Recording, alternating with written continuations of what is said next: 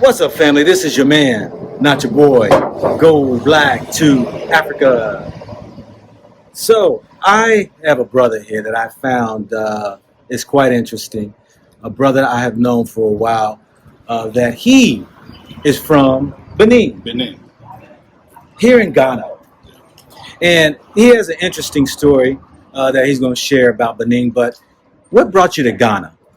Yeah, I was way in Asia and Indonesia doing art and handicraft business, in this place called Bali. I think you all know about Bali. I was doing it in a large quantity, most of the art items from Africa. A lot of stuff from, West Africa, South Africa, East Africa, everywhere. Those interesting items that people really like over there. And one thing about the business, I came down from Indonesia to Ghana because I use Ghana as my travel point. And also my grouping points of most of my items that are shipped in a container from Tema Port to Indonesia. Okay. Yeah. Okay. Now, so you came to Ghana because you were doing business? Yes. All right. And now you're an artist. Yes. And so your art is kind of creative and kind of different in certain ways. You say that your art stands out apart from most people. We're going to get into that about your art here in a second. You speak French? I speak French, je parle français. Je suis béninois de nationalité, je viens de Dahomey, qui est actuellement la République du Bénin. Donc, comme thème que je suis en train de vous expliquer, je suis un peu actuellement dans l'art. L'art œuvre d'inspiration. Je suis un peu dans l'art de l'innovation. Okay. I do firework. Okay. So I'm not surprised because, hey, we've been colonized and, of course, Benin was controlled by the French. So many of our brothers and sisters speak many languages. How many languages you speak? Oh, I try to speak French. I speak French, and that's normal. I speak English and I speak Spanish. I play Spanish as well. Mm-hmm. What other language? No, the local language in Africa, most of the language in Benin. I speak Fon, I speak Mina, I speak Yoruba. But right here in Ghana, I speak Ewe in Ghana. Ewe. Ewe, Volta region side. I speak Ewe. I do understand Twi and Ghana as well. Okay. Okay. So it's just, I love that because our brothers and sisters here on the continent, speak so many languages, which makes you even that much more powerful in your travels and doing business. Because there's a lot of people come through Ghana that you are able to relate to and able to communicate with, right? Yeah, that's I have to talk to people. Sometimes all of them speak in English, so you have to speak the dialect that they do understand. I speak Twi, I speak Ghana, I speak Ewe, all this. It's a matter of communication to help people to understand you and to cope with people, to socialize with people. All right, so now, what took you to Indonesia? Yeah, especially when I went to Indonesia for business purpose. It's I have my specialty is I'm a marketer. I did marketing, and I also train in a little bit technology aspect. I work with a group over there in Indonesia. It's a very strong group in Indonesia, and I was way to Kunduz. Kunduz is close to Australia. In Indonesia, it's not Jakarta. Jakarta is the main city.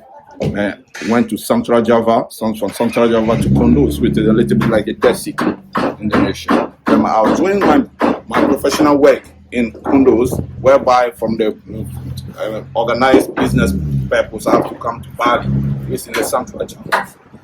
Okay. You landed here in Ghana. You're doing business as an artist. Yes. You're married? Yes.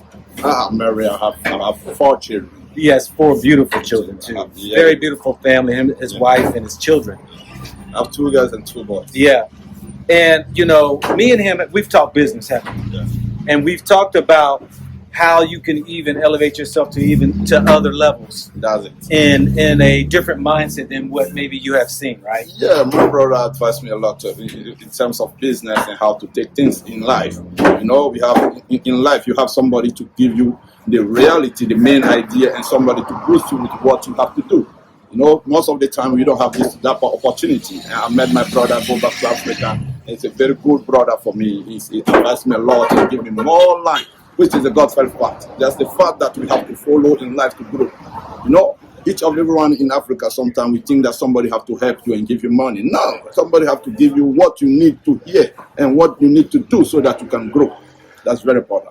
You know, I appreciate that, and that you receive that from me, because that's a conversation I have with many of our African brothers and sisters, is that when some might come and ask me, you know, for money, whatever, and I say, I got something more greater than that, that's a gold nugget, you know.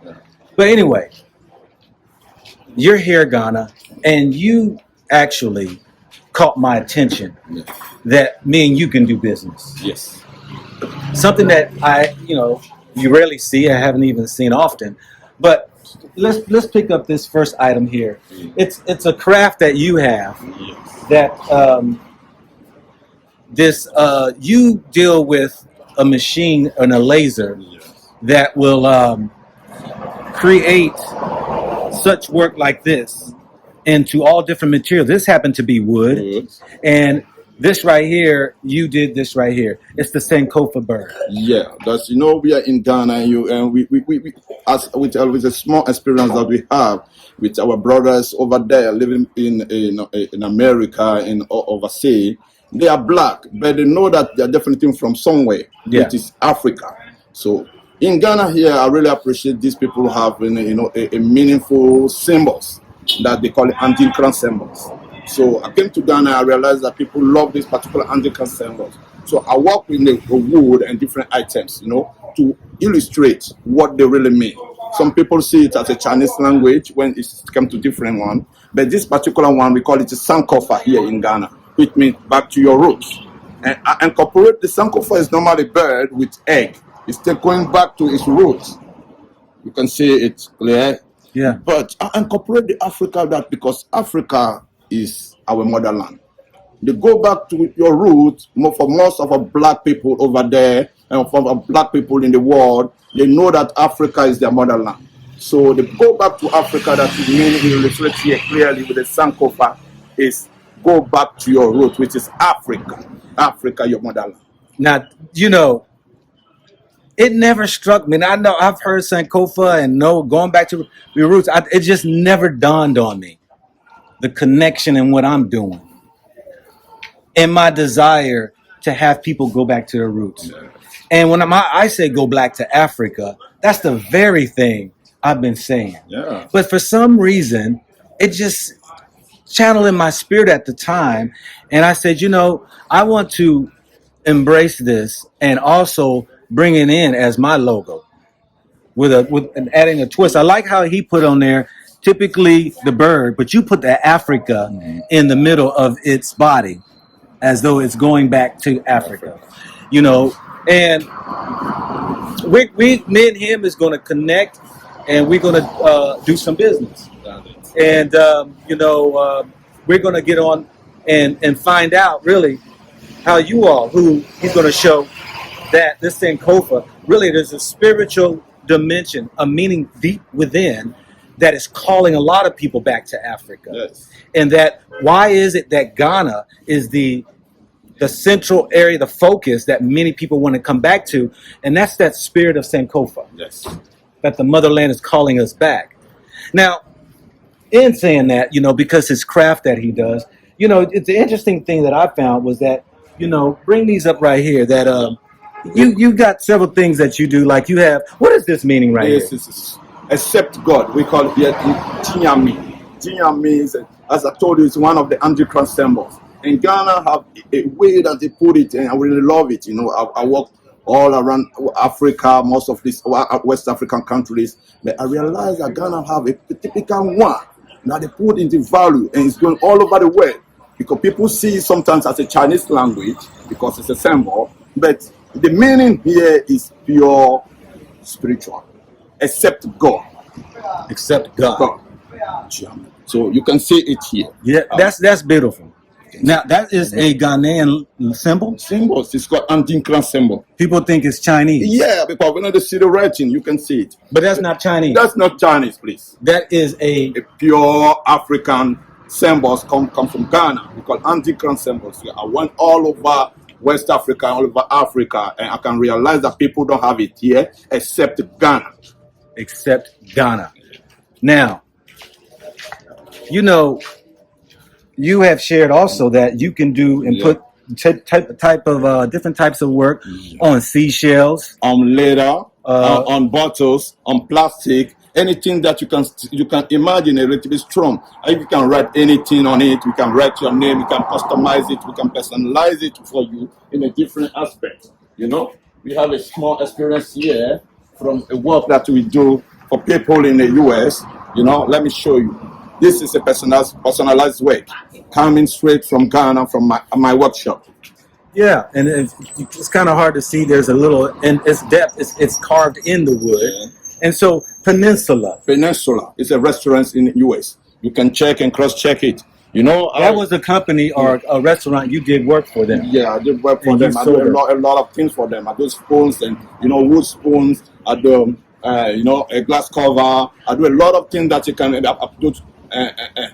Hanging item in the shops, you know, for them, and the personal, most of them. Okay. So now you are showing your craft, like, you know, you do these necklaces right here, especially with this nut. Yes. And this right here used to be the currency in Ghana. Yes. This shell used to be the currency, which many people don't even know about. Yeah, that's the first currency in Africa. We call it chorus, but here in Ghana we call it cedis, which means really the value of this money. Yeah. That's the first currency before the barter system. We are using this pound to purchase anything that you can purchase. And you know, when you gather it, it means you have your money. The money now they are taking here in Africa, which is a banknote that the white people try to incorporate into our mind. It's a matter of faith. Because we have the dollar, it's only for you to believe that this is the money, something that you can take to exchange and get what you need. And at the same value, please. And the interesting thing about this currency, you could go to the seashore, the beach, and collect them. Yes. So you can collect your own wealth. Yes. You know, nobody was stopping you who was printing the money, and it kept it away from you. Yeah. But this right here used to be the currency. Yeah. And I know there's other countries who had different currencies. But what I love about this right here is that you can go collect it, get up in the morning, go on that beach, collect money, and then use it as a means to survive. Yeah, that's a beautiful thing. Now, brother, I know that you have some other artwork. Let me show this nut right here, because, you know, doing the type of work you do, dealing with a laser and stuff on a machine, that what kind of nut is this? What kind of nut is this right here? This particular nut is found most of the time in West Africa. It's a big tree with a big cover, and this nut most of the time used to be inside at 6 or 7, depending on the quantity that you can find inside. You can imagine how this nut can help greatly in terms of value and in terms of artwork. You can see the symbol is still on it. We can do it with the wood. We can do it with the fireworks. You know, we do anything you like. You can customize your name. You can write anything that you want us to put. You can put a picture or your picture on it. You can put anything on it. Yeah. For you. Okay. So you know quite a bit of things about Ghana's history. How long you been here in Ghana? Yeah, actually it's going to be 5 years, you know, from 2018 to 2020. From 2018 to 2022 is almost it's 4 years. 4 years. Going into 5 years. Okay. You share with me a story from where you're from, Benin. What area are you from in Benin? Yeah, I'm from the north side of Benin, we say Cheti. Okay. But you share with me a story I found quite interesting. Now, all African countries and the culture has such rich meaning and stories. Yes. You share with me about like the snake, Yeah. for instance? The real name of our country, our lovely country, Benin, is first of all called Dahomey. That was the real name of that region. Yeah, that's written. Well, with all due respect, I have to remove my hat so that to make things clear. You know, Dahomey is, as you can understand, it's a foreign language. Dahomey, which means in the stomach of the snake. Okay. Yeah. And by putting it that way, our forefathers believed that the country is in the middle, is just like in the stomach of the snake. You understand? So this is Dahomey. Yeah. Yeah. You understand? And we have a pattern in Benin that we do respect the snake because it's a nature. It's coming from natural. And it's not harmful. You know, in Wida, we have a place called the Python House. The Python House. Over there, you travel to Wida, you can visit. They have a snake that they pack over there. Nobody kills the snake called python over there. We call it piton in French. You know, we do take care of him, we feed him, you guard him, you give all the respect. Because according to the story, that particular python is a very helpful animal. And some people over there do worship the python. And with all due respect, my people know what I'm talking about. They know the story more than us, and they give us the story. And we are trying to share the story with other people. It's not that we are trying to break the story. We are trying to just give what we hear from our people, and which is the truth. Dahomey means in the stomach of the snake. It's now actually called Benin Republic in West Africa. Okay. You know, the interesting thing with that is, you know, you've heard the saying, in the belly of the beast. It's the belly of the beast. You know, sometimes that could be in the belly of a system, or in the middle, or existing within a beast of a system. You know, so I found out some correlation there. Yeah. The other interesting thing, you know, is that we have been put to fear and to stay away from snakes because of the Bible. Yes. Because the serpent, the devil, is supposed to be a snake. Yeah. But I find in a lot of countries, whether it's in Asia, whether it's in Africa, that there are countries that give respect to the snake. Yes. When you say worship, you're meaning to respect it. Yeah, To give homage to. They don't look at it as a god, do they? No. They look at it as a natural, it's animal created by God, like us. It's a creature from God. And they do respect. Instead of killing the snake, who is not really going to harm them, they believe that the snake is just part of them. They have to get a place to a snake and feed the snake and make sure the snake is living comfortable as a normal creature of God. So, this history of the snakes, I get it, and I see that, you know, the importance, because there's a lot of snakes in Benin area. Yeah, yes. And people have learned to be able to live with them, Yes. be part of them. They don't even eat them. Yeah. No, they don't even eat them, please. Yeah. They take care of them. Okay. They take care of them, and they exist with them. Yeah. You know, I appreciate, you know, the story and some of the history of Benin and some of the other story that, you know, you share with some of even Ghana's information. But, you know, let me ask you this right here in closing. How old are you? I'm 41. You're 41, married with four children, and you plan on remaining here in Ghana?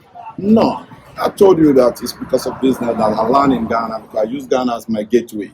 You know, to purchase all those, some of the items that I do sell, apart from what I do myself as at work, I have to move from countries to countries. And, you know, by moving from country to country, I'm going to villages and places to purchase things, you know. Like this particular plus I'm wearing, it's from Mali. It's north side of Mali. It's one place of Mali called Segu. I got it from there. I got it this over there. And I was having a lot that I took along with me to Indonesia in 2018. Over there, let me tell you, people do admire it. They love it. Even Americans in America, they call it African mark. And this The mud cloth. Yeah, the mud cloth, you know. Yeah. And this particular design, they do appreciate it because it's the original one. You can see the inside. Yeah. This is the original one. It's a pure artwork. Okay. So, if people are interested in this craft you have using the machine, lasers, as a lot of people want to engrave things and have it in something that will never be removed. Mm-hmm. How can people reach you?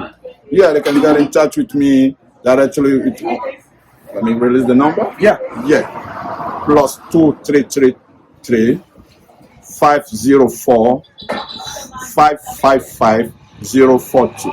Please let me repeat again. +2333 504 555 042. That's my number, and it's my WhatsApp line as well.